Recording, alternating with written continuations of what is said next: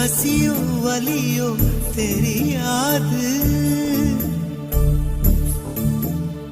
காதல் தாய்மை இரண்டு மட்டும் பாரம் என்பதை அறியாது.